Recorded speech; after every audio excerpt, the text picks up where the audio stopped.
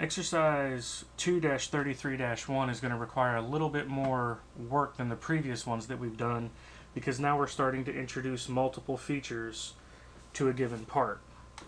So to complete this one, again, I'm just going to go to New, and it is a part 2-33-1, and I'll say OK. Now for this particular one, again, I'm going to go ahead and use the front and go to New Sketch. And I'll once again begin with my line command, and for this particular part I'm just going to draw the L shape that represents the overall shape of the front of this piece.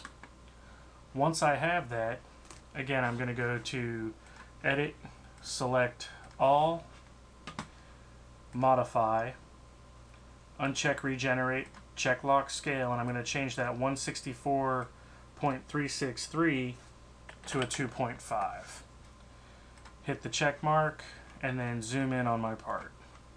Depending on how you installed the software, it may automatically zoom in, and I believe this is the button right here that would cause that to automatically zoom in each time you create a sketch. So I can see that I already have my 2.5 in, so I want to put a dimension in.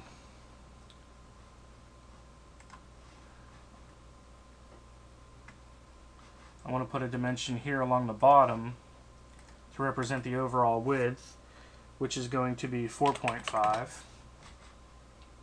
This segment right here is 0.75. And this segment right here is 0.75. Okay, now that's all the dimensions that I need for this particular instance, so I'm going to go ahead and finish this sketch, and then I will go to Extrude. And I'm going to extrude this part its distance of 3. And I'll hit the green check mark. Now I only have a couple more things to do on this particular file before it's complete.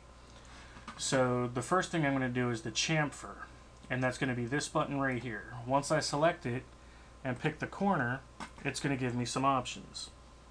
Now this is a 1x1 chamfer, so a D by D with a single distance will work. So I'll say 1 and hit enter, and then hit the check mark. Now I need to create the sketch that's going to remove the cutout here and the circle here. So I'm going to click on this face. Once the face is highlighted, you just click the New Sketch button and sketch. Now we're ready to do this sketch, and I'm actually going to skew this a little bit so that you can see exactly what I'm doing. Now the first thing I need to do is I need to use this button right here, which is called Use. And when I select it, I'm going to pick this line and then say OK and close. What that does is that brings this line here into my sketch. Now I'm going to draw the 3 other lines that make up this cutout on the side. It's very important once that's done that you use this button right here, which is Delete Segment. And when I click on that, I'm going to delete that segment and that segment. That way I don't have sketches over top of sketches. I can then put in a circle to represent this. Now all I have to do is put in the dimensions, and for this I can pretty much get away with changing most of these weak dimensions into strong dimensions. So I'll change this one to 0.5, change this one to 2, change this one to 1.5, change this one to 1.5. This is a weak dimension that's not going to fly, but let me go ahead and change this to 0.75, and then I'll put in the last dimension I need, which is from the center here to the edge right here, and that is going to be at 2.67.